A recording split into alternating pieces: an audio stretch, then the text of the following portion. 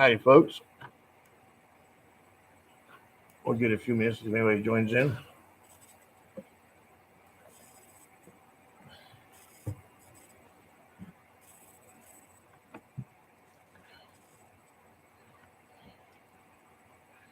Today's topic is going to be your bug out location and how important it is.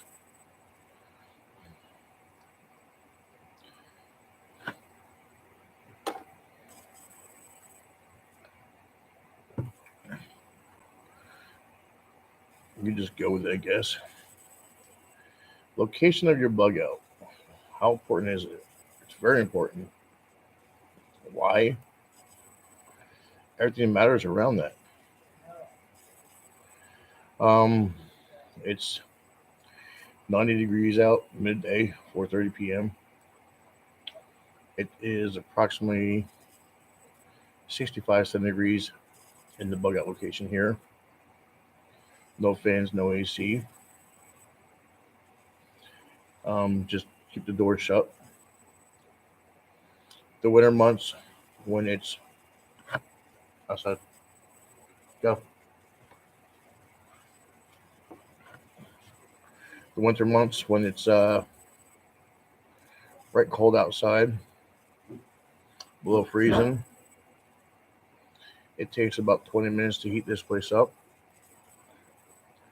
It's approximately 30 by 40 area, something like that. So when you figure out your bug out location, make sure you put it in a spot where it's not getting too much sunlight, because you don't want it scorching in the summer. And make sure you can heat it up in the winter. Make sure you can get in and out all year round, which we can. Is it large enough to hold what you need to hold? Large is tight, but it can be done. We still got, put the bunks and whatnot in here. But your bug out location is going to be your key thing, and it has to be close enough for you to get to. If your bug out location is 100 miles away, the odds is you won't get to it. It's too far away.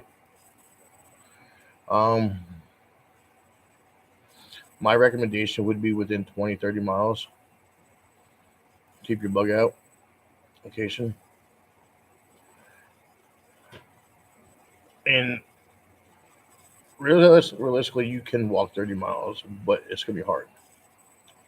Can you walk 30 miles with a lot of gear? No. Do you have enough gas in your car at all times for 30 miles? Yes. Worst comes to worst is my truck.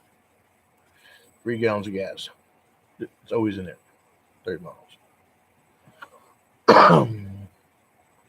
But when you do your bug out location, do it around, everything. You got to figure out, is it going to be too hot in the summer? Is it going to be too cold in the winter? Am I not going to be getting in it? Is it going to be too much snow? Is it going to be suitable? Can I plant my veggies there if I need to? Can I cook there when I have to? Can I store food there? Can I store medical supplies? All these things come into your bug out location. You have to know, will it cover all these? If your bug out location is going to be 110 degrees in the summertime with the sun blowing on it, or the sun beating on it, you can't do it. It's not going to happen. And once you add a few people in there, it just gets hotter. If your bug out location is somewhere where if you get a foot of snow and you can't get to it, what good is it going to do in the wintertime? We get a foot or two of snow. 100 miles, an hour away, how you can get to it? If you got to drive an hour, you can't get to it. Take all these things in concept when you get your bug out location. It has to be done. I know people say they got bug out locations and it's in the mountains and it's here and it's there. But how you get there? Oh, we're going to drive. How far away is it? 4 hours. You're going to drive 4 hours during the shit hit the fan situation. Sounds good. Not plausible, but sounds good. And it's something for people to think about. You know, the bug out location has to be in all standards. It has to be where you can get to it at all times of the year. It has to be able to cool down in the summer, and it has to be able to heat up in the winter. Um, you got to have enough beds. For so many people, you got to be able to secure it. If you can't secure it, you get issues. Somebody's just going to take it over. This is a concrete brick building, block building. Um, has a couple doors on it, a couple windows. The windows are getting grates. Haven't yet. The grates are here though. It's just a matter of putting them up. And another thing with me, I have not finished my bug out location, and I got small things to do on it. But I'll do those small things when time comes. That way, I'll make sure I got stuff to do also. For boredom, if you got your bug out location 100% done, what you can do is sit there and watch monitors all day long. That type of thing. Then if you have kids, what do you have for your kids in your bug out location? Do you have card games? Do you have video games? You know, Monopoly, Chutes and Ladders, whatever it may be, just get it for them. Coloring books. You know, get every time you go to Dollar Tree or whatever like that, pick up a freaking 64 pack of crayons and a couple coloring books. Always have stuff for them. Boredom is going to be the number one killer for a bug out situation. And you got to make sure you don't get bored, because when you get bored, you're going to start going crazy. Your mind's going to start wandering, and it's going to get you in trouble. People have food, people have water, people have nothing to occupy their time. People may have, a couple coloring books or whatever it is. We got a big whiteboard right there with several smaller ones. We put to-do lists on them. That way, what needs to be done. Excuse me. We're able to butcher down here the bug out location, livestock. We have ways to cook it. We have ways to dehydrate it. We have multiple different ways of everything. A couple sources of power down here. We have river power. We have solar. But one of the things I do down here is whenever I'm down here, I run it off the solar system. The whole time I'm down here, just to make sure it's par. Now, we're not going to run a bunch of TVs or whatever down here, but we'll run the solar system, we'll run the laptop, which the reason why we have a laptop is that way it charges itself. There will be a small smart TV over there. This area has its own internet base. The internet for this is just for here. There's Wi-Fi because down here the service is next to none. We will have, we have ham radios down here. We have 10 meter, 11 meter, 12 meter radios, upper and lower sideband. From here on the ham radio or CB radio aspect, we can talk locally within 60, 70 miles all day long, 80 miles all day long. Now we start shooting skip, which is another story. You can talk thousands of miles. Ham radio, there's a repeater 3 miles from here. I can see the repeater. Ham radio, you can talk with the repeater thousands of miles. So the communication for me is ideal. We have all kinds of communication. We have multiple ham radios. multiple two-way radios. Anybody goes outside the building here during a situation will carry a radio. They're all rechargeable through USB. So, we recharge them that way. Charge them through the solar system, recharge them through the power. It doesn't matter.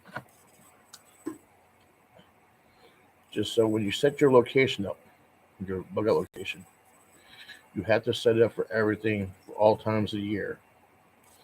We have fishing poles, we have fishing tackle, we have all that down here. And it stays down here.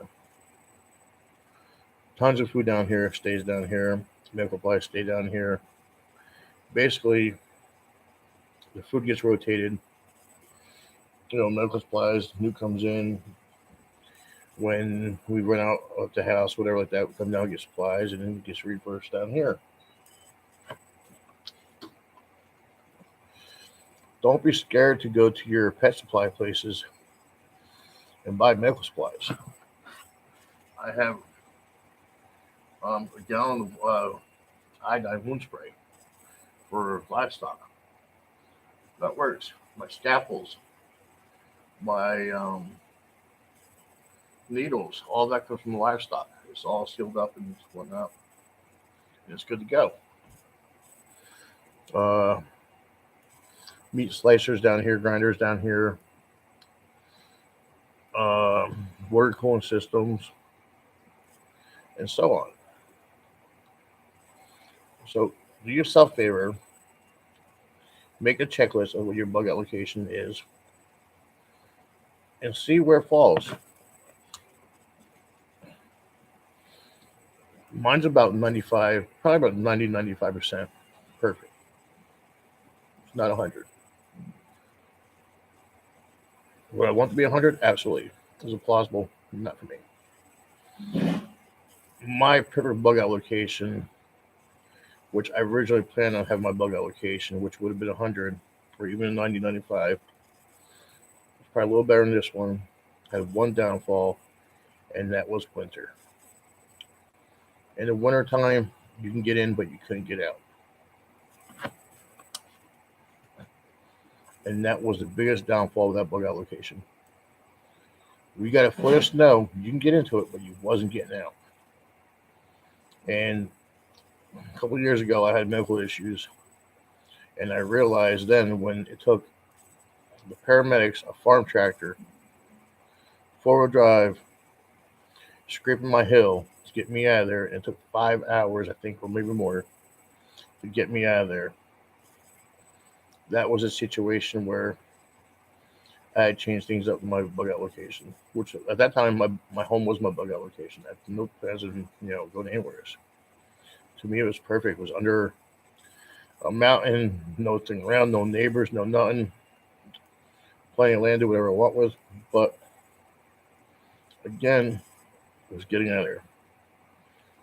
Now I can get out of there if I had to. I have the quad 4-drive. That would get out of there. Worst I'd have to do is put chains on it. The 4-drive truck, no, does not get out of there. It lasts the 4-drive trucks.